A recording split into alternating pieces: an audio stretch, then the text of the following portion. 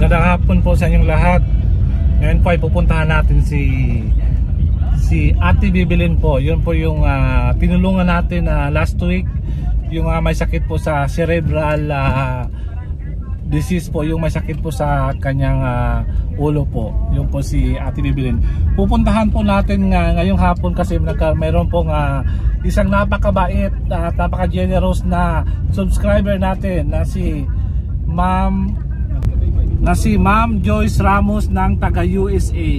Siya po ay magbibigay tulong sa ating kababayan na si Ate Bibilin sa kanyang pampagamot at pambili ng kanyang medicine, kanyang mga gamot para sa kanyang iniindang sakit. So pupuntahan natin yun at para ipakita sa inyo si Ate Bibilin. Kung natandaan nyo, yun po yung may sakit nga po sa ulo. So tunay na lang, parang hindi ka nasa. Yung po si Ate Bibilin po ay may sakit po siyang cerebrovascular disease po sa kanyang utak po. So pupuntahan natin yun dahil may nagbigay na tulong para sa kanya po. So dito na tayo sa bahay ni Ate Bibilin, yung ating tutulungan natutulungan natin na pamilya. Ito po siya kung napansin nyo po, nandito na po tayo, pumunta tayo ito kahapon ay nung isang araw para bigyan po siya ng konting ayuda po. So ngayon po may napaka-generous nating subscriber na bibigay tulong sa ating kapwa na si Ate Bibilin po. So ngayon pupuntahan po natin ulit siya para bisitahin ulit siya dito sa kanyang munting bahay. So dito tayo ngayon at ating pupuntahan si Ate Bibilin. Magandang hapon po. May aso naman po tayo kahapon, isang araw may. Ay sir, tuloy po magandang hapon po ate. Kumusta po? Okay na.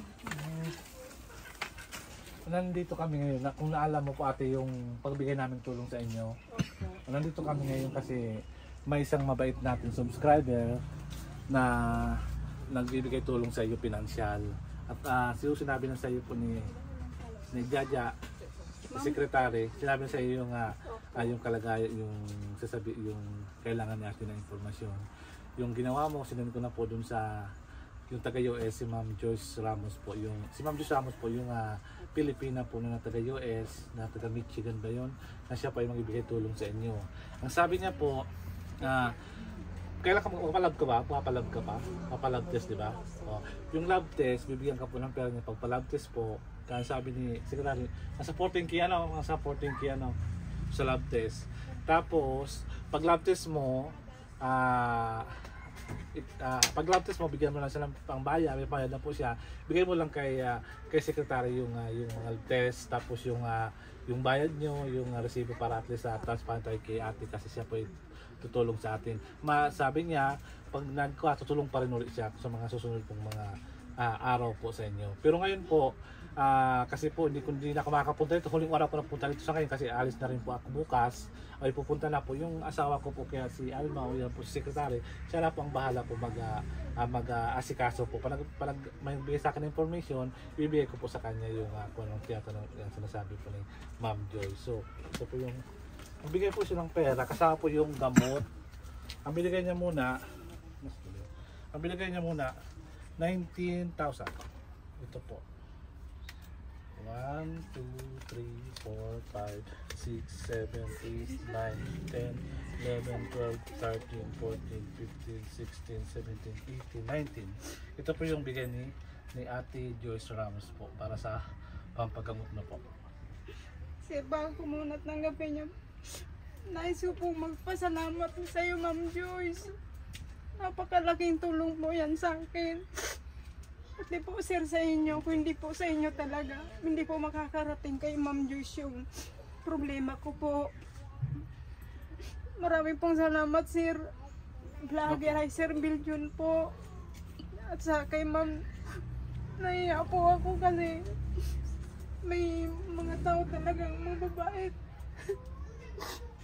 Lalo na po kay secretary, kung hindi po kayo sa kanya, hindi po ako mapupuntahan niyo sir para alamin ko anong karamdaman ko po. Ma'am Joyce, maraming salamat po.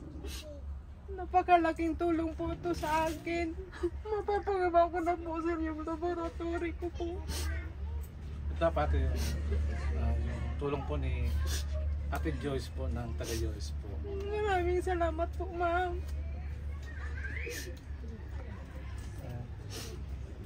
Sir, salamat po. Opo. So sana makatulong sa iyo na Opo. bigay po ni Ate Joyce pag may mga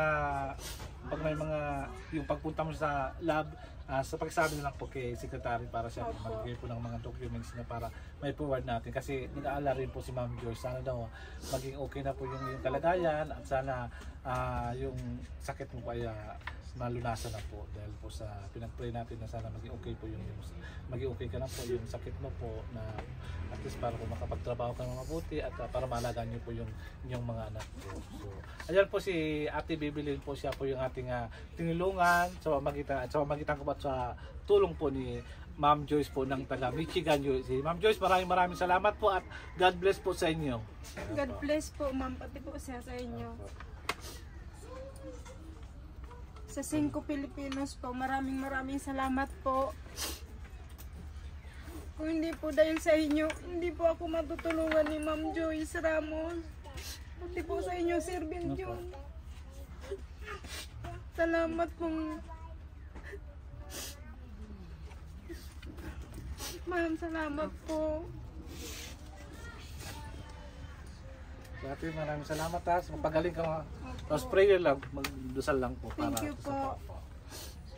So dyan guys, nakatapos ang ating content ngayon. Sana po nagustuhan niyo po yung content ito. Ito po yung content yung pagbibigay tulong natin kay Ate Bibilin po. Na po ay siya may sakit po na cerebrovascular disease po sa kanyang utak po. Sana po maging okay po siya at sa tulong ni Ma'am Joyce na sana mapaigi po yung kanyang at least mabawasan ang kanyang pag-aalala sa kanyang sakit po. So God bless you at hanggang sa muli po. Thank you. Thank Salamat you. po.